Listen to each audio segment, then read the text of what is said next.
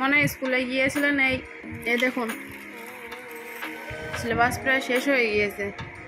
এই রাম রহিম ছড়াটা ওই 4-5 লাইন লিখিয়েছিল, আর এই 4 লাইন মতো আবার লিখতে দিয়েছে। এই যে কিনে নেব কিছু লিচু, ঠিক আছে? শুনছেন?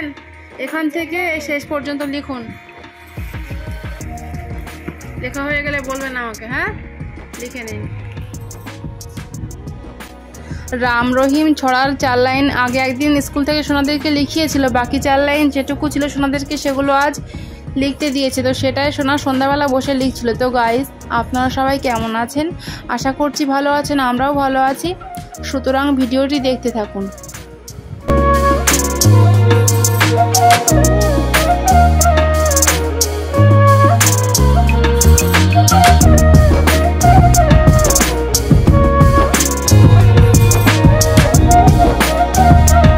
লেখা হয়েছে, দেখি আগে দেখে নি। রাম বলে ওরাই চলে যাই বাজারে, ওখানে এসেছে লিচু কি দারুণ তাজা রে, কিনে নেব কিছু লিচু, দুইজনে মিলিয়ে নিজেরাও খাবো আর বাকি দেব বিলিয়ে।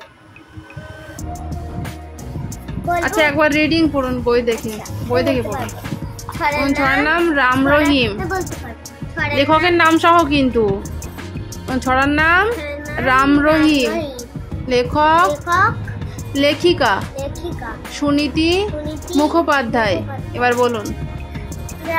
রাম বলে ও রহিম চলো যাই বাজারে, ওখানে এসেছে লিচু কি দারুণ তাজা রে, কিনে নেব কিছু লিচু, দুইজনে মিলিয়ে নিজেরাও খাবো আর বাকি দেবো বিলিয়ে। তো সুন্দর মুখস্থ হয়েছে।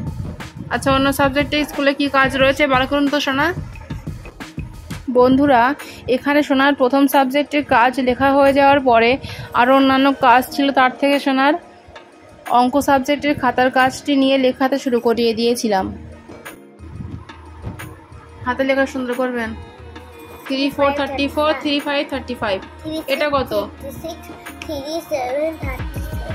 3 6 36 3 7 37 3 8 38, তাই তো? 3 2 32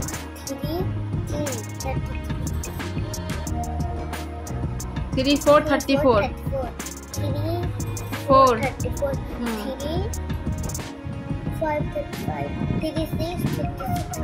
3 8 38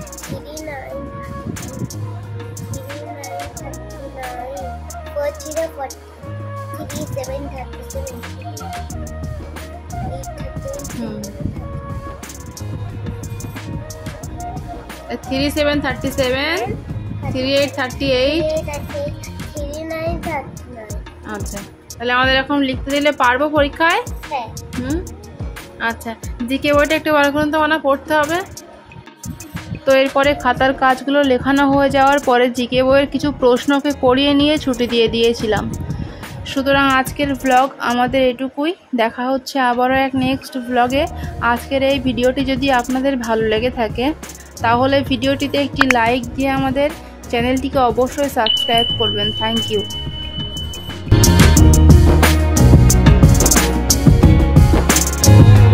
তাহলে কোন সরীসৃপ রং বদলায়?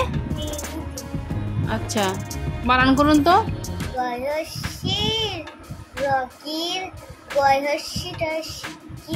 গিরগিটি। আচ্ছা, কোন সাপ সবচেয়ে বিষধর বলুন তো? বানান করুন। কয়েকার টয়কারেটে কেউটে। সাপ কি ধরে খায়? ব্যাং। বানান করুন। বয় চফলা আকার উম ব্যাং। আচ্ছা, কোন সরীসৃপ অনেক দিন বাঁচে? বলুন। ক ছয় ছয় প কচ্ছপ। আচ্ছা, কোন সরীসৃপ সবচেয়ে বড়? বলুন। কুমির। কয়হস্যু ময়হস্যি র কুমির। তাহলে কোন সরীসৃপ সবচেয়ে বড়? কুমির। বানান বলুন তো। কুমির। আচ্ছা আচ্ছা বলুন, কোন পশুকে বনের রাজা বলা হয়? সিংহ। বানান করুন। দন্তস্বয় হস্যি অনেশ্বর হ। আচ্ছা। সিংহকে বনের রাজা বলা হয়। কোন পশু দাঁড়িয়ে ঘুমায়? বানান করুন। ঘয়কার। আমি স্যার বাড়িতে একের নামটা বলতে একের নামটা 1 থেকে 50 বলেছে? না 1 থেকে 20 পর্যন্ত বানানো সংখ্যা বলেছে? আর নামটা একের নামটা ঠিক আছে। আচ্ছা আচ্ছা আমি পড়িয়ে দেবো পরে, এখন একটু পড়ে নিন। কোন পশুকে মরুভূমির জাহাজ বলা হয়?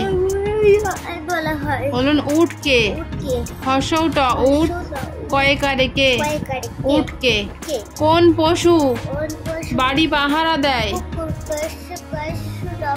হ্যাঁ, বানান সুন্দর করে মুখস্থ রাখুন। কোন পশুর গলা সব থেকে লম্বা? বর্গী জয় হস্যি রয়াকার ফ। জিরাফের। জিরাফের। কোন পশুর গলা সব থেকে লম্বা? জিরাফের। বর্গী জয় হস্যি রয়াকার ফয়কার র। জিরাফের। আর জিরাফের নাম শুধু বর্গী জয় হস্যি রয়াকার ফ। জিরাফ। ঠিক আছে। সবচেয়ে চালাক পশুর নাম কি? বানান করুন। আচ্ছা, কয়েকটি বন্য পশুর নাম বলো। বলুন। বাঘ, সিংহ, হাতি, হরিণ। বয়কার ঘ বাঘ। দন্তস্বয় হস্যি অনেশ্বর হ। ভয়াকার তয় হস্যি হাতি। হ রয় হস্যি মধ্যাহ্ন হরিণ। সবচেয়ে উপকারী পশুর নাম কি? গয়কার রয়হস্যু গরু। আচ্ছা, কোন পশু জলে ও স্থলে থাকে? বলুন। জলহস্তি। বর্গী জল জল। হ দন্ত শয়তয় দীর্ঘি হস্তি। দন্ত শয়তয় দীর্ঘি হস্তি জলহস্তি। কোন পশুর গায়ের ডোরা ডোরা দাগ আছে? বর্গী জয় একার বয় রফলা আকার। জেব্রা। কোন পশুর নাকে খড়ং থাকে? বলুন। গন্ডার। গ মধ্যাহ্ন নয়ডয় আকার র। গন্ডার। কোন পশুর আঁকা বাঁকা শিং আছে? বলুন। হরিণ। হ রয় হস্যি মধ্যাহ্ন হরিণ। মনে থাকবে? আচ্ছা, এগুলো আমি কালকে লিখতে দেবো কিন্তু এর থেকে। ঠিক আছে, তাহলে আজকের মতো আমাদের স্কুলের কাজ কমপ্লিট। ঠিক আছে।